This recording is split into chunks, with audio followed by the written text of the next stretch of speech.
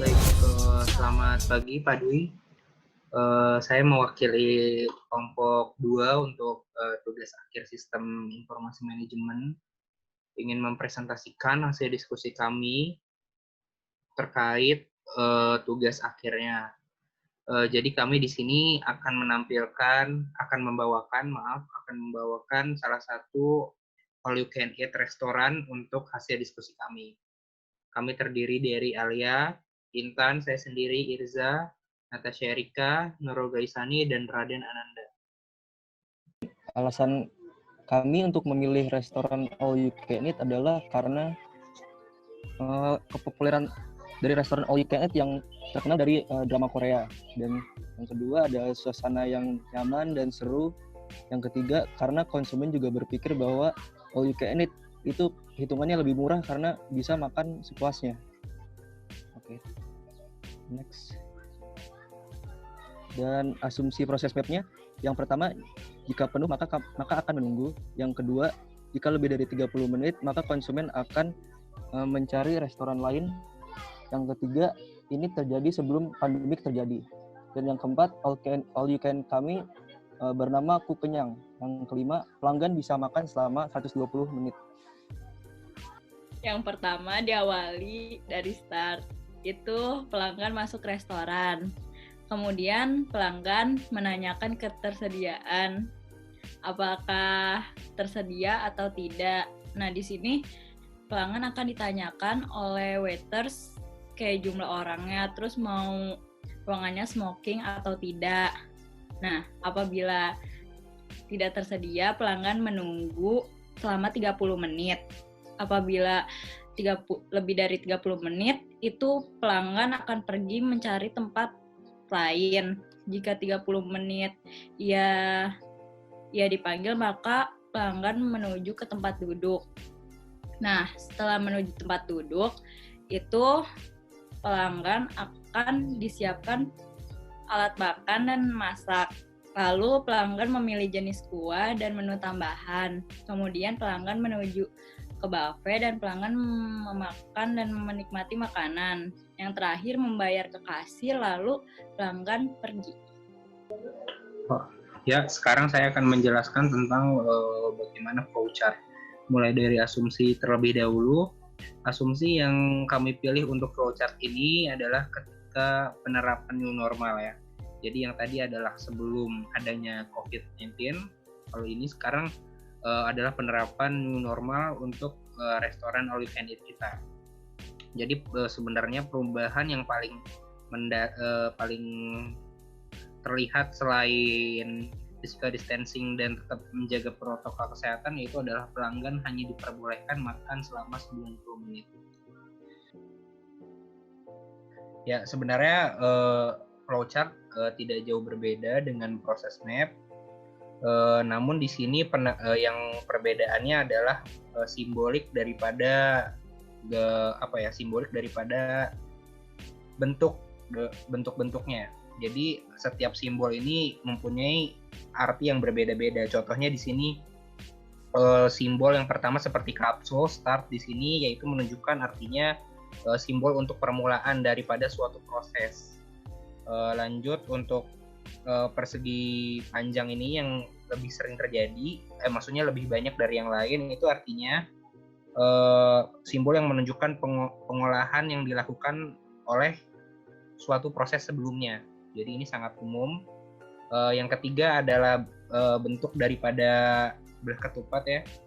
Jadi ini artinya adalah simbol decision. Jadi adalah simbol ketika suatu data itu diperoleh decision-nya.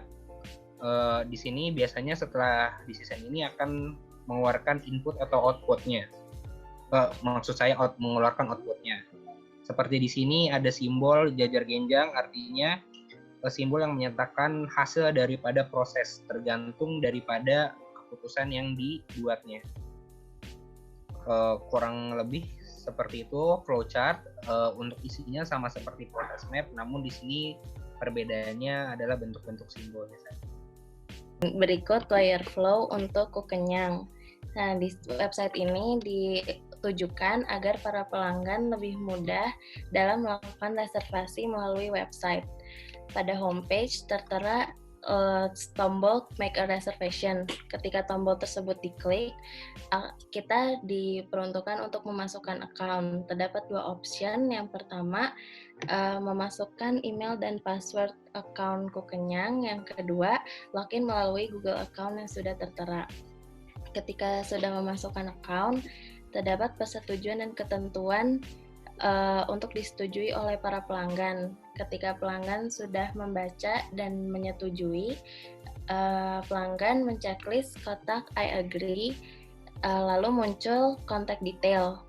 Para pelanggan memasukkan name, phone number, outlet mana yang mau dikunjungi, how many people yang bakalan makan, waktu dan tanggal. Lalu klik request for booking. Ketika sudah muncul tanda thank you, berarti pesanan sudah sukses dibuat. Selanjutnya ada experience map dari proses map yang telah kita buat. Aktivitas yang pertama adalah masuk restoran. Pada aktivitas ini, feeling yang dirasakan adalah positif karena adanya sambutan dari pelayan, juga ambience kayak wangi makanan dari restoran tersebut, dan juga adanya suasana yang nyaman. Lalu channel yang digunakan adalah tatap muka bersama pelayan. Aktivitas selanjutnya adalah ketersediaan dan melakukan reservasi, di mana feeling yang dirasakan adalah positif karena di sini pelayan melayani pelanggan dengan ramah. Lalu channelnya adalah pelayan itu sendiri. Lalu aktivitas selanjutnya adalah menunggu, di mana feeling yang dirasakan adalah negatif karena orang yang lapar biasanya tidak sabaran dan langsung mau makan. Channel yang digunakan adalah tempat duduk dan juga permen. Lalu aktivitas selanjutnya adalah menuju tempat duduk, di mana feeling yang dirasakan adalah positif karena tadinya dia sudah menunggu, sekarang dia senang karena sudah mendapatkan tempat duduk. Lalu channel yang digunakan adalah diantar oleh pelayan. Lalu aktivitas selanjutnya adalah pelayan menyiapkan alat masak dan makan, di mana feeling yang dirasakan adalah netral, yakni menunggu servis dari pelayan tersebut. Lalu channelnya sendiri adalah kompor, alat makan, dan juga hotpot. Aktivitas selanjutnya adalah pelanggan memilih jenis kuah dan menu tambahan. Feeling yang dirasakan pada aktivitas ini adalah netral karena pelayan mendengarkan pesanan dari pelanggan. Lalu channel yang digunakan adalah papan menu pelayan itu sendiri dan juga catatan untuk memesan menu tambahan. Lalu aktivitas selanjutnya adalah pelanggan menuju buffet, di mana feeling yang dirasakan adalah positif karena banyak pilihan makanan yang disediakan.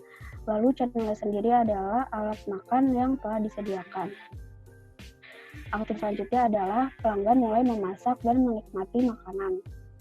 Feeling yang dirasakan adalah positif karena adanya rasa pesanan, rasa makanan yang enak, dan adanya ambience, serta adanya perasaan tenang karena makanan tersebut.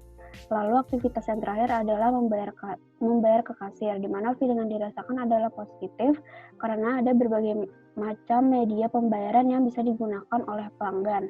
Channelnya merupakan pelayanan dan pelayan itu sendiri, lalu ada komputer serta mesin EDC. Berikut ini adalah rekomendasi untuk semua aktivitas. Yang pertama itu rekomendasinya adalah pastikan pelayan memberikan sambutan dengan baik karena kesan pertama merupakan penilaian awal dari pelanggan kepada restoran.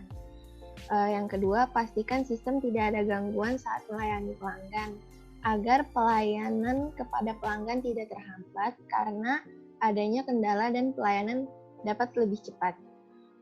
Lalu untuk aktivitas ketiga, pastikan waktu tunggu tidak terlalu lama bagi pelanggan dan adanya tempat tunggu yang nyaman bagi pelanggan. Agar pelanggan tidak pergi, mungkin dapat ditambahkan fasilitas seperti kursi pijat dan snack ringan untuk sedikit menunda lapar pelanggan yang menunggu. Lalu untuk aktivitas 3, pastikan pelayan menanyakan terlebih dahulu pilihan spot tempat duduk yang diinginkan. karena biasanya orang-orang memiliki preferensi posisi duduk tersendiri, sehingga setiap orang posisi duduk yang menurut mereka nyaman berbeda-beda. Ini dapat menambahkan kenyamanan untuk pelanggan. Lalu untuk aktivitas kelima, pastikan alat masak dan alat makan lengkap, sehingga tidak adanya alat-alat yang kurang. Jadi pelanggan tidak perlu minta alat yang kurang tersebut lagi ke pelayan. Lalu, pelayan mengulangi pesanan dan memberikan menu tertulis di meja, agar tidak adanya kesalahan dalam menginput pesanan sehingga tidak terjadi miscommunication dengan adanya pengulangan kembali. Kemudian, pastikan makanan selalu tersedia, karena pasti dengan uang yang pelanggan keluarkan, mereka berharap akan mendapatkan apa yang mereka inginkan. Kalau makanan yang diinginkan kosong, maka pelanggan akan kemungkinan merasa kecewa. Lalu, pelayan sigap ketika diperlukan. Ini merupakan bentuk treatment yang seharusnya pelanggan dapatkan agar pelanggan juga akan merasakan puas atas pesanan yang mereka dapatkan. Lalu, rekomendasi terakhir yaitu pelayan memberikan lembaran kritik dan saran kepada pelanggan. Hal ini tuh sebagai bahan evaluasi bagi restoran untuk mendapat pengembangan dapat mengembangkan pelayanan dan menjadi sarana bagi pelanggan untuk dapat menuangkan keinginan atau harapannya pada restoran tersebut. Oke. Terima kasih. Sekian dari kami. It was cold at night when you came into